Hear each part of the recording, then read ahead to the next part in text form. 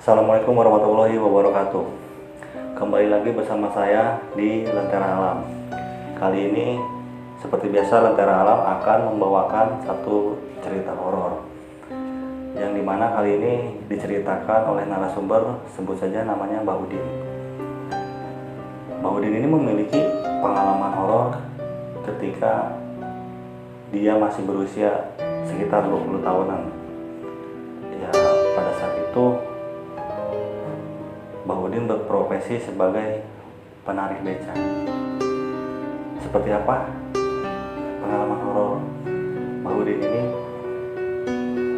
Sebelum masuk ke ceritanya, jangan lupa untuk selalu dukung Lentera Alam dengan cara klik tombol subscribe, like, komen, dan share.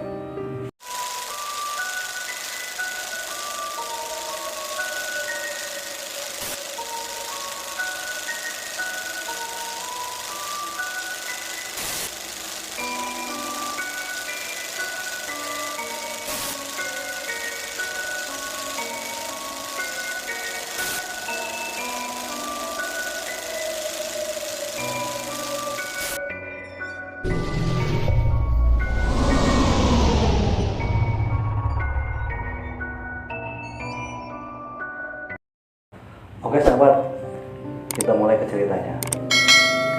Jadi pada saat itu di tahun 1980-an, sekitar tahun 80-an, Mbah Udin ini pernah mengalami kejadian horor, dimana pada saat itu beliau berprofesi sebagai penarik beca.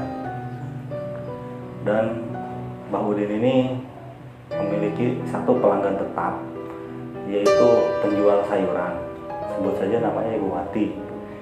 Nah pada saat itu Ibu Wati ini sering minta jasa Pak Udin ini untuk diantarkan ke pasar sampai pulang lagi, sampai selesai berjualan, dan selalu berjualan di malam hari. Singkat cerita, suatu malam ketika Pak Udin ini bersiap-siap untuk mengantarkan pelanggannya, tepat pada saat itu jam 12 malam. Udin ini seperti biasa mempersiapkan becanya, hendak menjemput ke rumahnya si Ibu Wati ini. Karena kan jalannya pada saat itu belum bagus, dan masih, menurut cerita Mbah Udin ini, masih tanah gitu, belum ada jalan col atau belum diaspal. Ketika Mbah Udin baru beberapa meter dari rumahnya, terlihatlah si Ibu Wati ini, si pelanggannya ini yang sudah siap-siap. Pada saat itu tuh Mbah Udin bertanya, "Loh, baru saya mau jemput, udah ada aja," kata Mbah Udin. Tapi si Ibu Wati ini tidak menjawab apapun, hanya berdiri aja sambil menundukkan kepalanya, dan langsung masuk ke becaknya.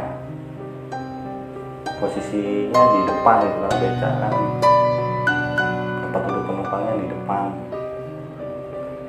Pada saat itu Mbah Udin ini nggak berpikiran aneh-aneh, karena yang dia lihatnya itu si Ibu Wati kan. Akhirnya ya lanjut aja si Mbah Udin ini ke pasar, sambil sesekali ngobrol, bertanya. Tapi anehnya si Ibu Wati ini tetap diam. Singkat cerita, sekitar jaraknya 1 jam kemudian tuh mereka sampai di pasar, dan si Ibu Wati ini turun lah seperti biasa, langsung menuju pasar, tempat biasanya si Ibu Wati ini berjualan. Nah, anehnya nggak ada sepatah kata pun si Ibu Wati ini bicara. Biasanya sambil di perjalanan itu, untuk menghilangkan rasa bosan, ngobrol atau saling berkomunikasi. Nah ini sepanjang perjalanan nggak sama sekali menurut Mbah Udin ini. Bahkan sampai turun pun si Ibu Wati ini ya tetap jalan aja lurus gitu, seperti orang yang linglung gitu menurut si Mbah Udin ini. Akhirnya Mbah Udin tuh nggak banyak bertanya, mungkin kondisinya lagi masih mengantuk atau apa kan. Akhirnya Mbah Udin ini menunggulah di area pasar itu. Untuk menghilangkan rasa kantuk dan jenuh, Mbah Udin ini duduk di kursi penumpang, yaitu yang di depan. Karena mungkin lelah menunggu, akhirnya Mbah Udin ini ketiduran.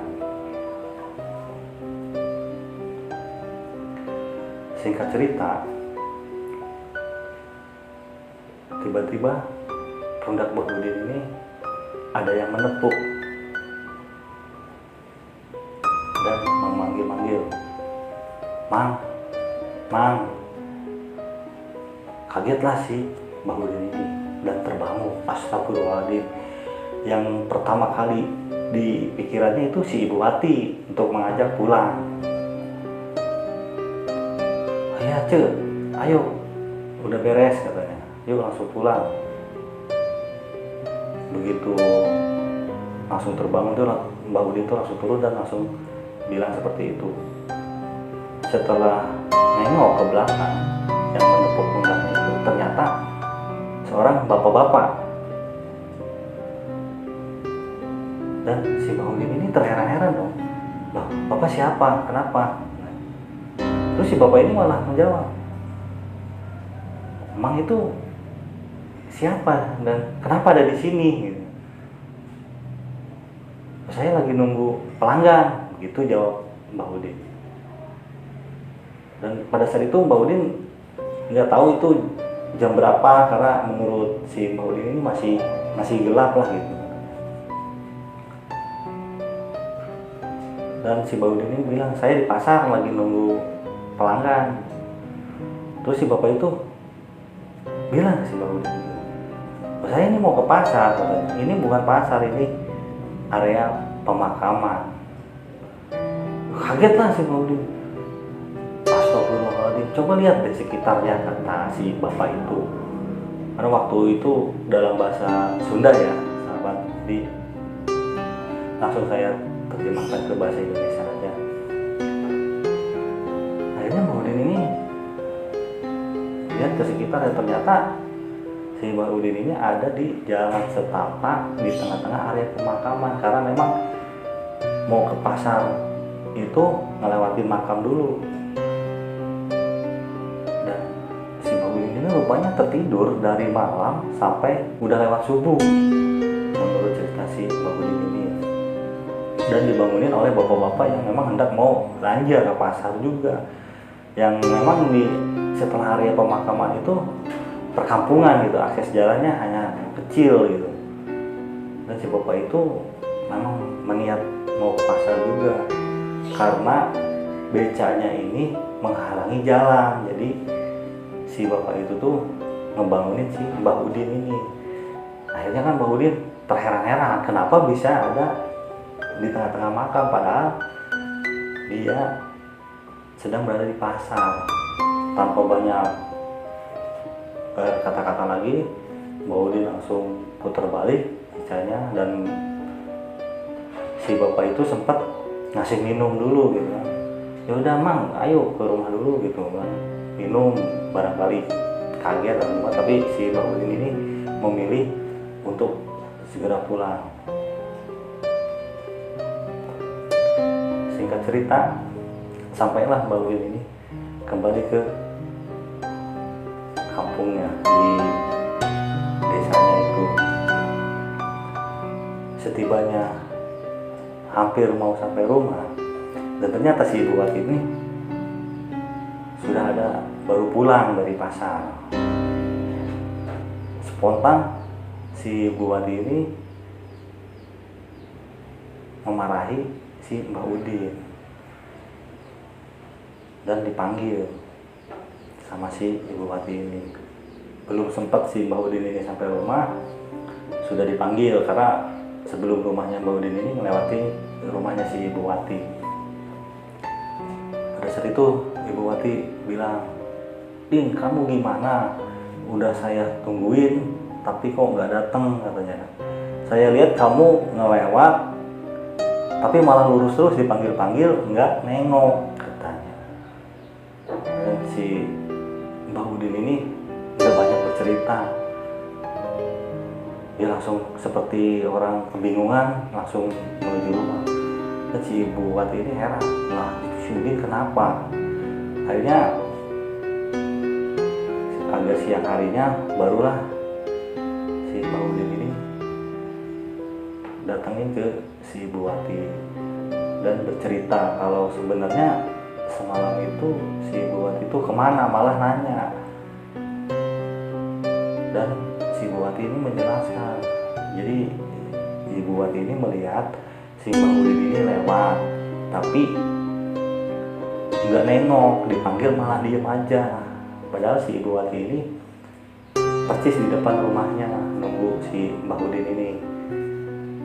Dan dengan terpaksa si Ibu Wati ini berjalan kaki diantar sama suaminya pada saat itu untuk memanggil beca yang ada di jalan, karena memang jaraknya ke jalan utama itu agak jauh. Dan di situ tuh si Mbah Udin bercerita semuanya, terbangun di tengah-tengah makam. Dan si Ibu Wati pun bilang ke si Mbah Udin yang mungkin itu ada makhluk yang menyerupai dirinya yang pengen pulang mungkin ke tempat asalnya itu di pemakaman tersebut. Nah, akhirnya nggak banyak bercerita lagi dengan si Ibu Wati ini, yang awalnya mau marah ke si Mbah Udin jadi nggak jadi gitu kan, nggak jadi marah karena mendengar ceritanya si Mbah Udin ini, malah si Ibu Wati ini merinding, bulu kuduknya itu merinding karena memang dengan jelas si Ibu Wati ini melihat si Mbah Udin ini lewat gitu tapi nggak ada penumpang sama sekali. Dan semenjak saat itu tuh setiap mau berangkat nganter si Ibu Wati ini, si Mbah Udin ini sudah siap-siap dari sore harinya. Si becanya ini bahkan dititipin di rumah Ibu Wati agar nggak terjadi lagi katanya, untuk mengangkut makhluk halus gitu pulang. Ya sahabat, itulah cerita pengalaman dari Mbah Udin yang terjadi di tahun 80-an. Akhir kata saya ucapkan Assalamualaikum warahmatullahi wabarakatuh.